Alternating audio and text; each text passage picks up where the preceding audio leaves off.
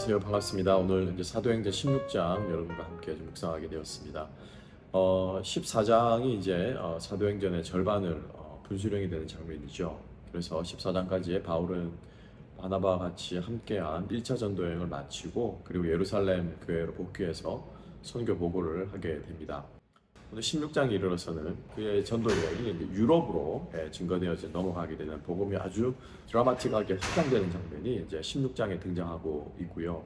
그리고 이 16장이 바로 이제 분수령을 이루는 그런 사건, 그리고 16장부터는 복음이 막히는 그리고 또 곤경에 처하는 장면들마다 바울이 로마 시민임을 이제 바울이 주장하면서 결국에는 바울이 이제 이 가이사에게 상소하고 로마로 가게 될 것을 그 복선과도 같이 암시하는 장면들이 이제 군데군데 등장하고 있는 모습을 볼 수 있게 됩니다.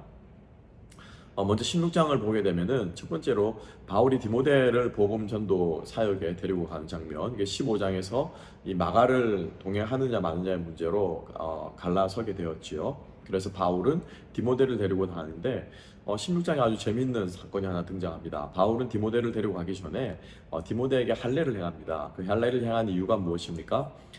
사실은 할례를 행할 필요가 없는데 이제 디모데의 이 혈통이 아버지가 헬라인이고 또 어머니가 유대인인, 그래서 반반이 섞여 있는 그러한 혈통이다 보니 자칫하면은 유대인들 근본주의자들에게 오해를 불러일으킬 수 있기 때문에 바울은 디모데에게 할례를 행하고 또 전도사에게 동행시키는 것을 볼 수가 있습니다. 나중에 바울이 이제 로마 가이사 앞에 상소를 하는 데서 등장하지만은 바울은 이렇게 율법을 존중을 하는 장면들 우리 많이 볼 수 있습니다. 그래서 율법을 존중하기 때문에 믿음 연약한 자들을 위해서 먹지 않는 우상에게 바친 고기라든지 그리고 그 많은 음식들을 먹지 않는 그러한 모습을 볼 수 있습니다.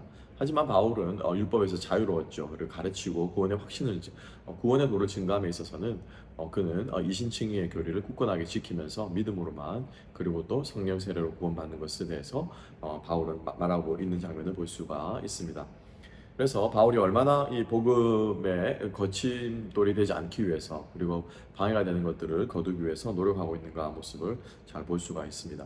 자, 이 디모데를 데리고 이제 출발한 이 2차 선교 여행에서 바울은 소아시아 끝까지 가게 됩니다. 이제 모든 지역들이 다 막히게 되죠.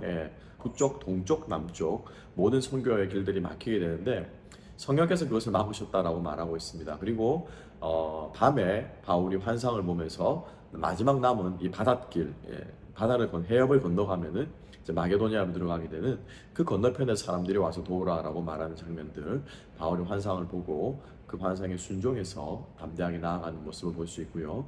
자, 유럽으로 넘어간 이후에 바울은 그 첫 번째 관문이 되는 곳에서 루디아를 만납니다. 빌립보에서 루디아를 만났을 때 바울의 마음은 얼마나 기쁘고 감사하고 환상이 맞구나라는 생각을 아마 하지 않았겠습니까? 그런데 곧 이어지는 병렬되는 사건이죠. 바로 이어지는 사건에서 바울은 이번에는 완전 반대로 감옥에 갇히게 되는 곤경에 처한 장면을 우리가 목격할 수 있습니다. 다시 한번 우리가 이런 장면들을 보면서 이 사도행전 누가가 이 복음이 증거되어지는 그리고 교회가 성장하는 것을 풀어내는 과정 그리고 관점을 우리가 좀 볼 필요가 있을 것 같습니다.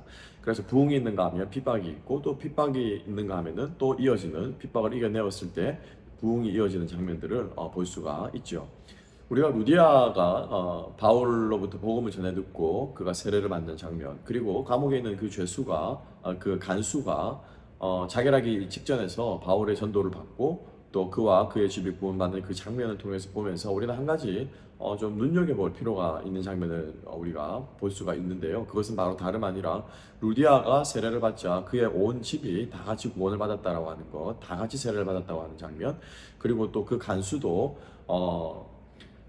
자기라려고 했을 때 바울이 한 말, 주 예수를 믿으라 그리하면 너와 내 집이 구원을 얻으리라 라고 한 말대로 바울은 그 간수의 집에 가서 그의 모든 식구들에게 전도를 하고 그 온 집이 다 구원받았던 장면들을 우리가 볼 수가 있습니다. 사실 바울이 이 마게도냐로 건너갈 때 환상 가운데 나타나서 서서 바울의 환상 가운데 도와달라고 한 사람은 한 명이었습니다. 그런데 하나님께서는 그 한 명을 보고 건너간 바울에게 많은 사람들을 보게 하신 것이죠. 그 한 명은 한 명이 아니라 사실은 하나님께서 전 유럽을 복음화하기 위해서 전 유럽인들에게 복음을 전하기 위해서 바로 그 한 명을 바울의 꿈에서 바울로 하여금 보게 하신 것이죠.